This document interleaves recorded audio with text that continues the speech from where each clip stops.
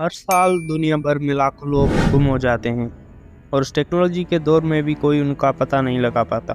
लेकिन तारीख में ऐसे केसेस भी हैं जिसमें शहरों से सारे लोग गायब हो गए और फिर कभी दिखाई नहीं दिए। और यही चीज़ 1923 में ब्राज़ील के एक छोटे से शहर वर्दे में हुई, जहाँ के 600 से ज़्यादा शहरी रातों रात गायब हो गए।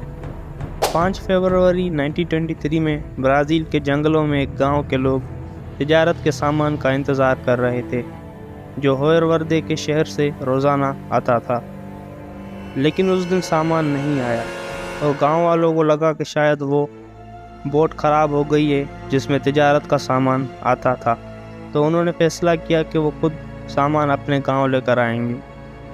और जब वो शहर के करीब पहुंचे तो उन्होंने देखा कि बोट बिल्कुल सही थी और शहर पूरी तरह खामोश था।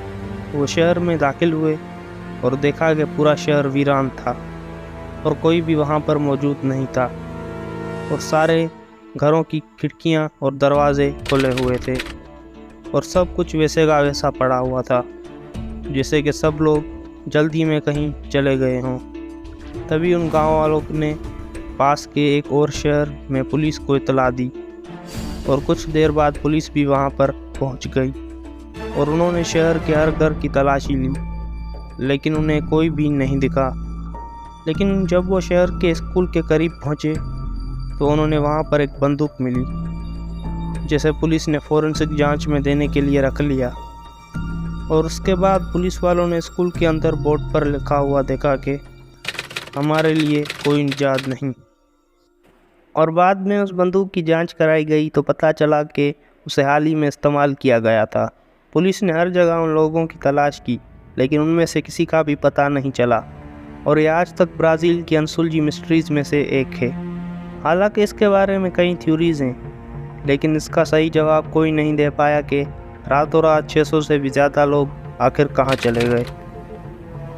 अब ऐसा ही कुछ हुआ था 1587 में, जब ब्रिटिशर्स ने अमेरिका में अपनी पहली परमानेंट कॉलोनी कायम की और जिसे आज तक द लॉस्ट कॉलोनी ऑफ रोनोक के नाम से जाना जाता है। जब 1585 में राल्फ लेन ने रोनोक कॉलोनी की बुनियाद रखी, तब उन्हें वहाँ पर बहुत से मसाइल पेश आए जब वो रिचर्ड ग्रेविल के मिशन का इंतज़ार कर रहे थे, जो उनके लिए इंग्लैंड से ज़रूरत का सामान लेकर आ रहा था। लेकिन उस मिशन की देरी और हालात ख़राब होने पर राल्फ लेन अपने लोगों के साथ वापस इंग्लैंड चले गए। और जब कुछ वक्त बाद रिचर्ड सामान के साथ वहाँ पहुँचा तो उसने कॉलोनी को बिल्कुल खाली पाया और उसने अपने 15 आदमी उस कॉलोनी में छोड़ दिए और वापस चला गया। और ये रोनोक कॉलोनी में रहने की एक नाकाम कोशिश थी। लेकिन 1587 में जॉन वाइट की कमांड में 112 लोग चेसापीक बे की तरफ निकले, जो रोनोक आइलैंड से दूरी पर था, और उन्हें वहीं पर कॉलोनी कायम करनी थी। और जॉन वाइट को उन 15 लोगों के बारे में बताया गया था जिन्हें रोनोक आइलैंड पर रखवाली के लिए छोड़ा गया था। तो रास्ते में जॉन वाइट अपनी शिप्स के साथ रोनोक आइलैंड पर रुका उन 15 लोगों को ज़रूरत का सामान देने के लिए। लेकिन जब वो वहाँ पर पहुँचे तो वहाँ पर कोई नहीं था और सिर्फ हड्डियों का ढेर लगा हुआ था, जो उन 15 लोगों की थी जिन्हें वहाँ के कबायली लोगों ने मारा था। और अब जॉन वाइट अपना सफ़र चेसापीक बे की तरफ जारी रखना चाहता था। तभी नेविगेटर फर्नांडिस ने ये कहा कि उन्हें यहीं रहना चाहिए रोनोक कॉलोनी में।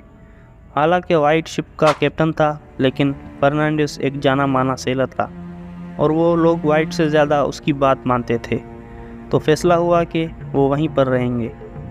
लेकिन अब शुरुआत से ही इन्हें यहाँ पर मसाइल पेश आने लगे, जैसे कि कबाइली लोगों के साथ बुरे ताल्लुकात और ज़रूरत की चीज़ों की कमी। और इसीलिए वहाँ पर रहने के 1 महीने बाद ये फैसला किया गया कि जॉन वाइट और फर्नांडिस इंग्लैंड जाकर मदद लाएंगे। लेकिन उनके इंग्लैंड पहुँचने पर स्पेनिश का बरतानिया पर हमला करने का खतरा बढ़ गया था, क्योंकि वो पहले से ही जंग में मुब्तला थे।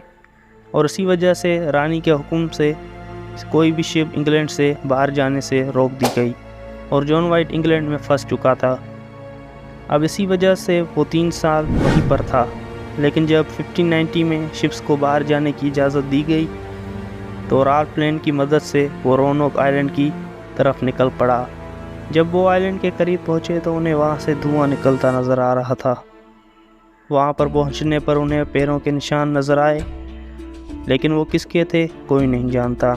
वो आगे बढ़े और उन्होंने पेड़ पर CRO लिखा हुआ दिखा, और कॉलोनी में दाखिल होने पर उन्हें क्रॉटोन लिखा दिखा, जो एक और करीबी आइलैंड था। लेकिन पूरी कॉलोनी खाली थी और कोई भी वहाँ पर मौजूद नहीं था, और ना ही वो छोटी बोट्स जो उनके लिए छोड़ी गई थीं। जॉन वाइट को पूरा यकीन था कि वो लोग क्रॉटोन आइलैंड की तरफ गए हैं, और जब वाइट और उसके साथी क्रॉटोन आइलैंड की तरफ बढ़े तो 2 दफ़ा कोशिश करने के बावजूद तूफ़ान की वजह से वो वहाँ पर नहीं जा सके, और आखिर मजबूरन उसे वापस इंग्लैंड लौटना पड़ा।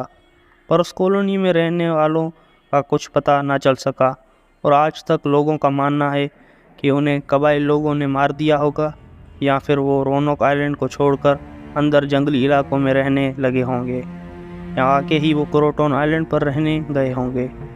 मगर कुछ का कहना है कि वो खुद अपनी बोट्स पर इंग्लैंड के लिए रवाना हुए, लेकिन रास्ते में ही भूख और प्यास की वजह से मर चुके होंगे। रिसर्चर्स आज भी पता लगाने की कोशिश कर रहे हैं कि वो कहाँ गए होंगे, लेकिन अब तक उनकी गुमशुदगी एक राज बनी हुई है, और शायद हमेशा के लिए बनी रहे।